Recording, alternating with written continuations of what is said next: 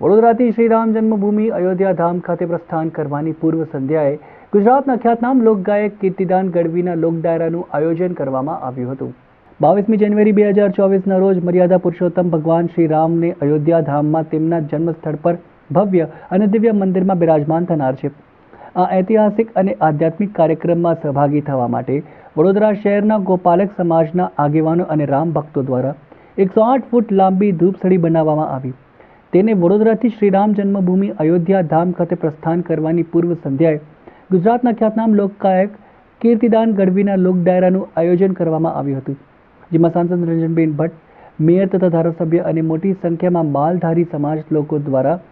આ કાર્યક્રમમાં ઉપસ્થિત રહી આ કાર્યક્રમ પાંજરપોળ વડોદરાની જગ્યા કિસ્મત કાઠિયાવાડી હોટલની બાજુમાં દરજીપુરા એરફોર્સની સામે રાખવામાં આવ્યો હતો। ગુજરાતનું ગૌરવ અને ગુજરાતના કલાકાર અને ડાયરો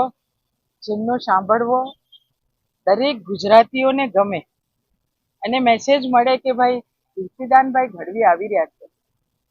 એટલે સૌ કોઈને એવું થાય કે કીર્તિદાનભાઈને સાંભળવા જવું જ જોઈએ। અને એટલે આજે કાલે ધૂપસળીને આપણે અયોધ્યા મોકલી રહ્યા છે એના આગલા દિવસે એટલે કે અત્યારે ડાયરો શરૂ થવા જઈ રહ્યો છે। ભગવાન રામ લલ્લા બિરાજમાન થવાના છે। સંસ્કારી નગરી વડોદરા,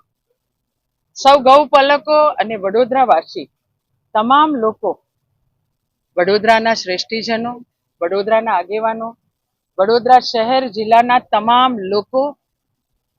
સંતો, મહંતો સૌની ઉપસ્થિતિમાં અને સાથે કેન્દ્ર સરકાર અને ગુજરાત સરકાર એટલે કે કેન્દ્ર સરકારના માન્ય મંત્રી શ્રી પરસોત્તમ રૂપાલાજી,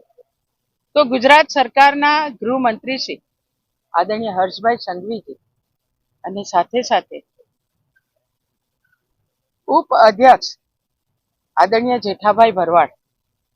અને પ્રદેશના ભારતીય જનતા પાર્ટીના ઉપાધ્યક્ષ અને મધ્ય ગુજરાતના પ્રભારી આદરણીય ગોરધાનભાઈ ઝડપિયા,